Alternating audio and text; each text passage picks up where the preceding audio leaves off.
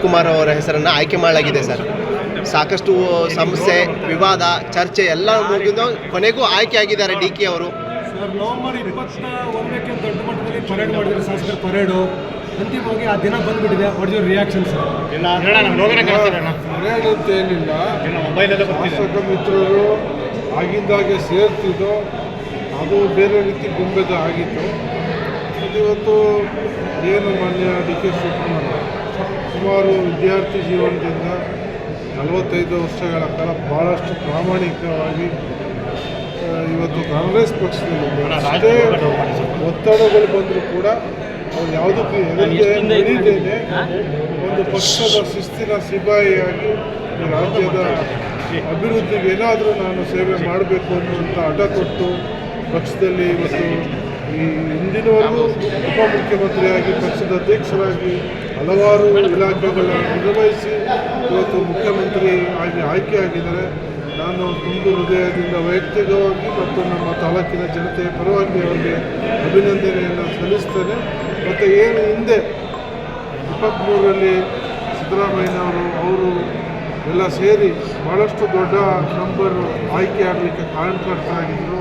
ಮುಂದಿನ ಬಾರಿಯೂ ಕೂಡ ನಾವೇನು 136 23ರಲ್ಲಿ ಗೆದ್ದಿದ್ದೋ ಆ ನಂಬರ್ನ ಮೀರಿ ಇನ್ನೂ ಹೆಚ್ಚು ಅಧಿಕ ಸೀಟ್ ನಾವು ಕೂಡ ಸಾಮೂಹಿಕವಾಗಿ ಅವರು ನಾಯಕತ್ವ ಇರ್ಬೋದು, ಸಿದ್ದರಾಮಯ್ಯನವರ ನಾಯಕತ್ವದಲ್ಲಿ ನಾವೆಲ್ಲ ಒಗ್ಗಟ್ಟಾಗಿ ಮುಂದಿನ ಚುನಾವಣೆಯಲ್ಲೂ ಕೂಡ ನಾವು ಹೆಚ್ಚು ಸ್ಥಾನವನ್ನು 150ರ ಗಡಿ ತಲುಪ್ತೀವಿ.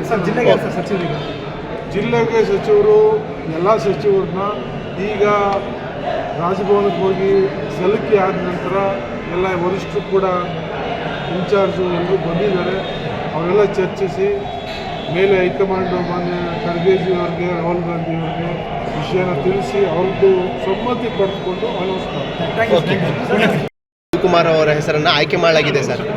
ಸಾಕಷ್ಟು ಸಮಸ್ಯೆ, ವಿವಾದ, ಚರ್ಚೆ ಎಲ್ಲ ಮುಗಿದು ಕೊನೆಗೂ ಆಯ್ಕೆ ಆಗಿದ್ದಾರೆ ಡಿ ಕೆ ಅವರು.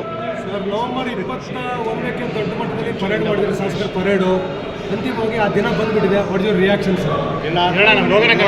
ಪರೇಡ್ ಅಂತ ಏನಿಲ್ಲ, ಶಾಸಕ ಮಿತ್ರರು ಆಗಿಂದಾಗೆ ಸೇರ್ತಿದ್ದೋ ಅದು ಬೇರೆ ರೀತಿ ಗೊಂಬೆದ ಆಗಿತ್ತು.